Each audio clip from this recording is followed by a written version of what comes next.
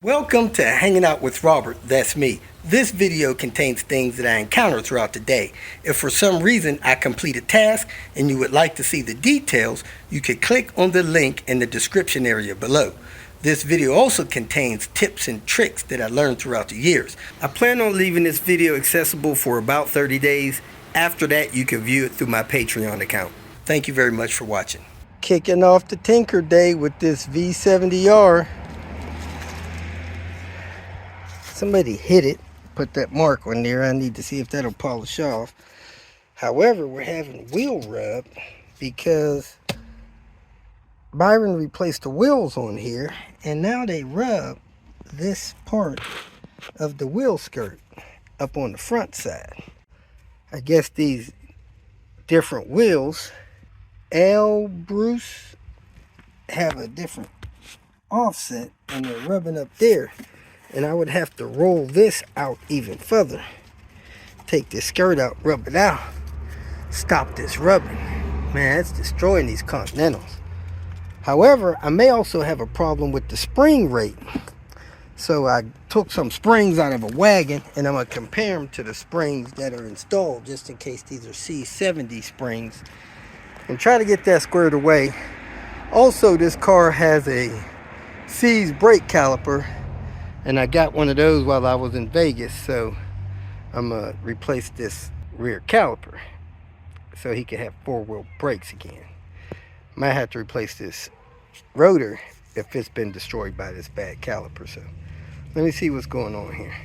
Another thing I needed to note was that the lug nuts take up a lot of the space in these wheels, so my heavy-duty lug nut doesn't go in there. My heavy-duty socket, I had to get a thin wall socket just to pull these bolts out of here. I really don't like that, so let me go ahead and get these broke loose, get this wheel off, so I can proceed with other stuff. Alright. That's real common with aftermarket wheels, to have a tight socket adapter to get those off. Well, heck, it's got a brand new rotor on it. Hopefully I didn't damage it, so let me see if I can get that screw off of there and slide the new one on, bleed it, move forward from there.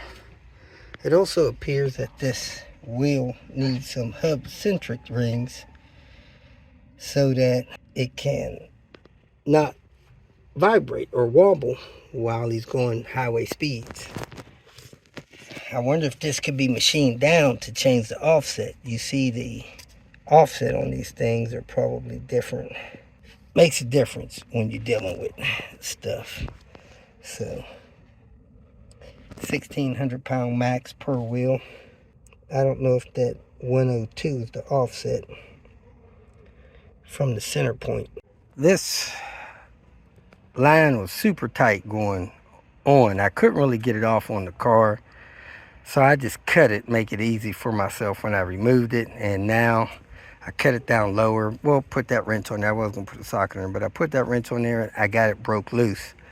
I was looking at this bleeder pin, man. That thing is on an angle. I don't know if that's cross threaded or not.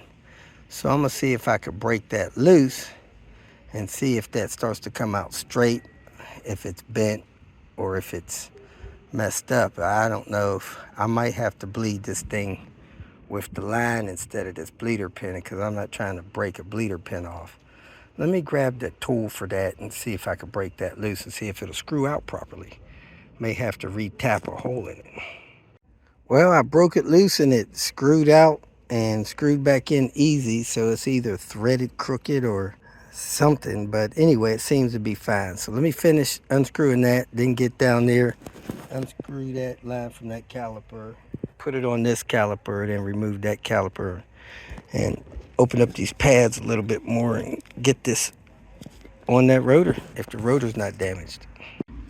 Pumped it a few times, pads are working, caliper's working, opened up the bleed pin, left it open till it dripped. Then I went up front, slowly pushed it in one time, got any other air out of it, bled it, you know, almost gravity bleed. But anyway, got my wheel hanging stud in there. I'm taking this pin out of here, and that thing doesn't seem straight in that one either. So maybe that's how they actually make these things. But I'm gonna take this out and discard the caliper, because the caliper's junk, and check the spring, see if I got the right springs in here. I should have measured the ride height of the vehicle, but this spring has red paint on there, and these have green. Where's that green at? I seen it a minute ago. There it is, right there. This spring seems thicker than the one that's on there. I'm actually going to put the wheel back on there, check the ride height. I need to find one of those. The jack fell on me a little earlier, and I think it hit this. Hopefully that doesn't leak later. But it's got a gasket there. I can see a dent in there. Hopefully that won't leak. Need to straighten that back out when I replace this, but I'm gonna find one of these. I have several of these. Need to replace it. Anyway, I'm gonna measure that spring with a caliper, measure this one with a caliper, and if these are thicker the way they look, I'm gonna go ahead and replace that spring on both sides. I'm gonna check the ride height first. So I'm gonna put this wheel on, put a couple lugs in it, check the ride height, and then I'm going to check the ride height after installing these springs, and hopefully see if I get any more rubbing. I think that's where the rubbing is occurring, and it may be because this back end of the car was in an accident. I don't know if you remember that. But let me check the other side, see if it's got rubbing over there.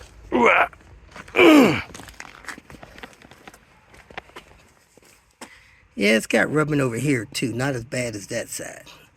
This rubbing is minor. Same place, up in this front side. Just replacing the springs and getting some good bump stops in there, which it has bump stops, maybe not as good, would stop that from making contact. But let's find a caliper.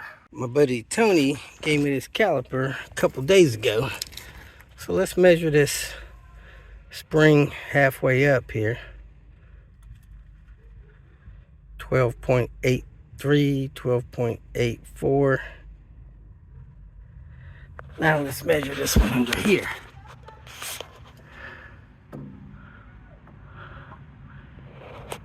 12.0. So we're going to come to the agreement that this spring is thicker, heavy dutier. So let's go ahead and swap these springs out. Hopefully my nut comes out the bottom easy, and this is in a position where I can get this spring replaced, and then we'll check the height of the other side before and after. Fortunately, I was the one that put this stuff together, so that nut came off pretty easy off the back of the shock. I lowered that. The nut came off the bottom of this, so that's loose. So now I'm going to pry this spring out of here and replace it with the other one. I got everything back in. Time to torque it, clip this brake line in, drop this car. Measure both sides. They were both the same, 25 and an eighth. So hopefully this compression ratio is different. Keep this wheel from rubbing.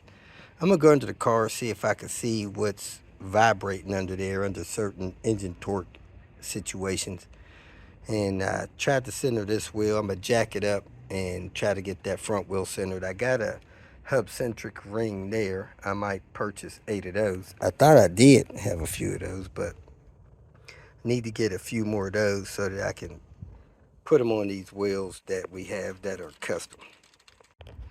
I measured the hub and hub centric ring that would need to go in this wheel, and I think it's around 72 millimeters. I took this wheel and centered it as best I could. You can see that it almost has equal space around it, and if you don't have the hub centric rings, you've got to take your time and try to get these lugs and this wheel centered in this hub, or you're going to be out of balance. When you get highway speeds, you're going to feel the vibration. It's going to be wibbling and wobbling, but if you can manage to center it, what I do is I run the lugs down until they're snug, and then I back them off until they're loose, a quarter of a turn, and then I turn them about 1/8 of a turn in. I wiggle the wheel, turn them another 1/8 of a turn in, and try to wiggle the wheel, and then I snug them down, and then I torque them. And as you can see, again, that is pretty round in there, and we'll ask him how it feels after he runs it to work. Let me check this back wheel back here, and then the front one on the other side. The hub centric rings that I have don't fit. They're 73 by 65, and I think he needs 72 by 65. This will not go into the wheel.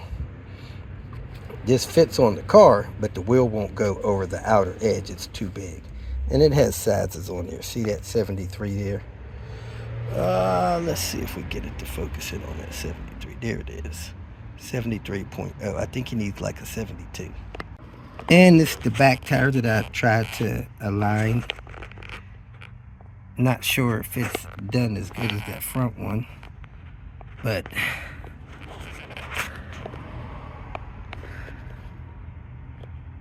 that's where I'm at with this one. I might loosen these lug nuts and do this one again, because that seems a little bit off. Will probably shake. I just did a remeasure with both, actually all 4 wheels on the ground, and I am now at 25 3/4 on this side and 25 1/2 on the other side. So I'm definitely at least a 1/2 inch higher on the car, and the spring compression ratio is a lot different. I should not have any rubbing. So I'm going to put something on these tires and see if it transfers over on the car, or I might put something on the inner liner and see if it transfers over to the wheels. If you feel that this information was useful, please like it and share it with your social media friends.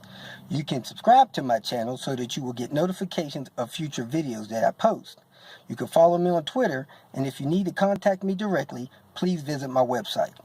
And if you have any questions, leave them below, and someone or myself will reply to them. Again, thank you very much for watching.